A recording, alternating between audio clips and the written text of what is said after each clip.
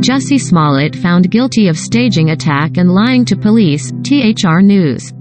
The former Empire actor was convicted Thursday on 5 of 6 charges. He staged an anti-gay, racist attack on himself nearly 3 years ago and then lied to Chicago police about it. 0 seconds of 1 minute, 15 seconds volume 0%. Former Empire actor Jussie Smollett was convicted Thursday on charges he staged an anti-gay, racist attack on himself nearly 3 years ago and then lied to Chicago police about it. In the courtroom as the verdict was read, Smollett stood and faced the jury, showing no visible reaction. The jury found the 39-year-old guilty on 5 counts of disorderly conduct, 1 count for each separate time he was charged with lying to police in the days immediately after the alleged attack. He was acquitted on a 6th count, of lying to a detective in mid-February, weeks after Smollett said he was outside court. Special Prosecutor Dan Webb called the verdict a resounding message by the jury that Mr. Smollett did exactly what we said he did.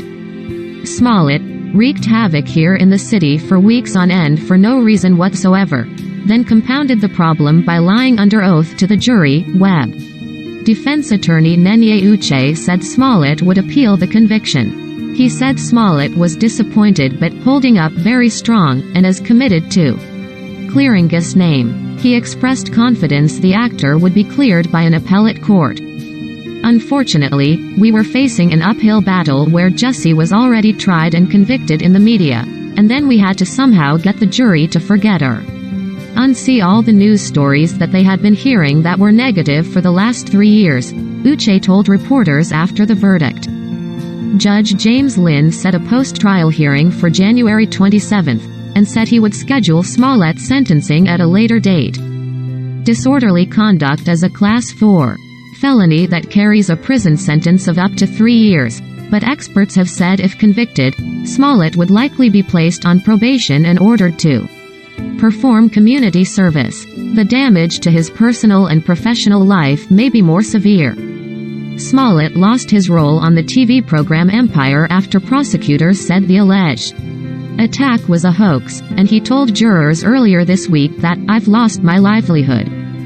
The jury deliberated for just over 9 hours Wednesday and Thursday after a roughly 1-week trial in which 2 brothers testified that Smollett recruited them to fake the attack near his home in downtown Chicago in January 2019. They said Smollett orchestrated the hoax, telling them to put a noose around his neck and rough him up in view of a surveillance camera, and that he said he wanted video of the hoax made public via social media.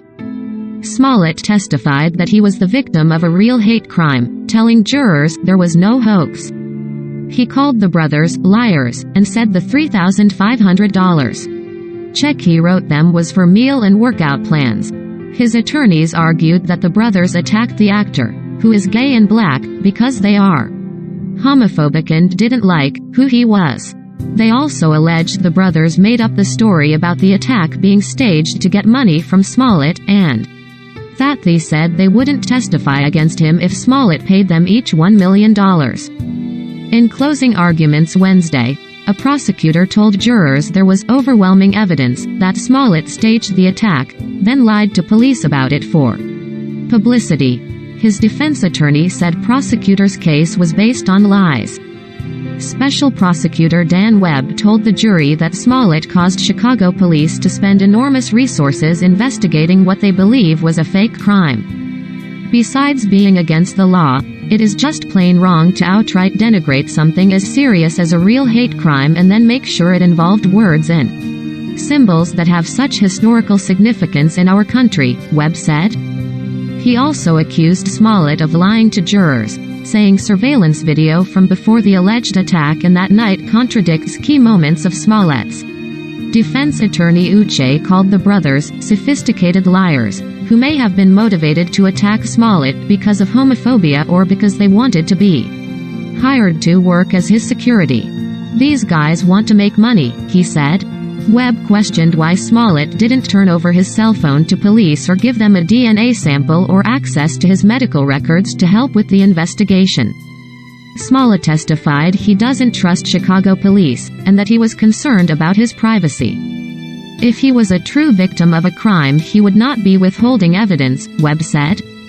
Uche called it nonsense for Chicago police to ask Smollett for his DNA when he was still considered the victim of a crime. He noted Smollett later provided DNA to the FBI for a separate investigation into hate mail he had received at the Empire studio shortly before the alleged attack.